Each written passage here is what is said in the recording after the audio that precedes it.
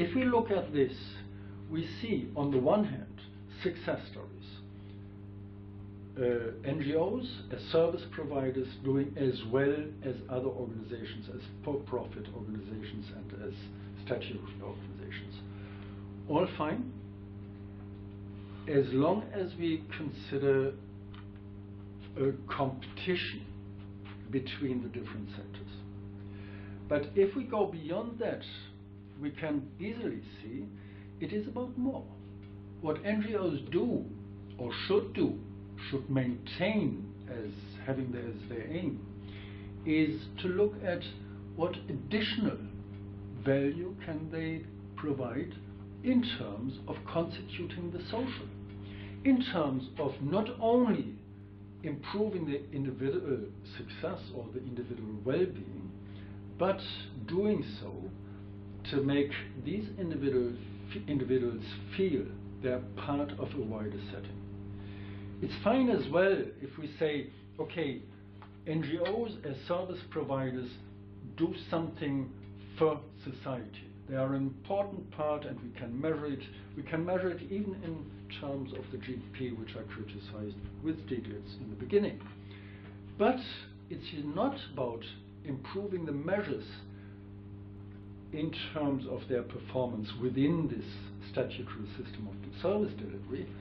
It is about social quality in terms of what do they actually provide in terms of supporting the individual, as we said before, but as well in terms of improving social cohesion, improving empowerment of the system, not as something I give to you, but in terms of empowering the system that it is able to deal with all the challenges we have now, environmental challenges, social challenges.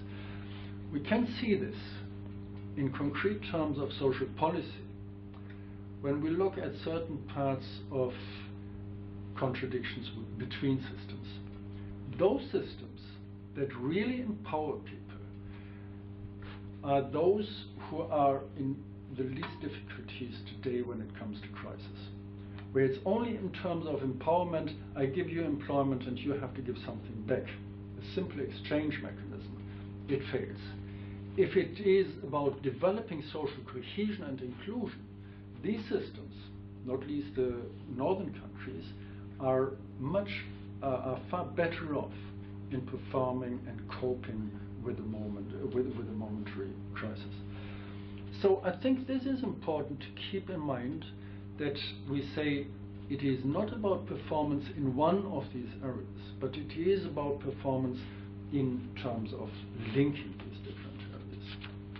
For that, just to come to the end, we draw attention from the social quality approach, we draw attention to the interplay of different factors, what we know, what we say are factors. There are three sets of them. Conditional factors, to start there. Socioeconomic security, social cohesion, social inclusion, and social empowerment.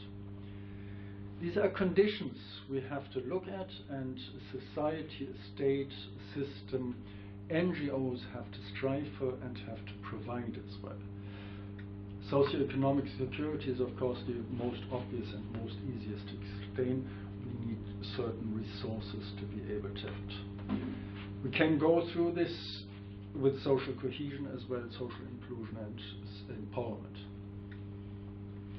But just coming to the end, there are two other sets. The one, constitutional factors. We must activate these points, meaning we have to look at processes of personal and human security, at social recognition, social responsiveness, and personal capacities. And there are normative factors: social justice, solidarity, equal valuation, and human dignity.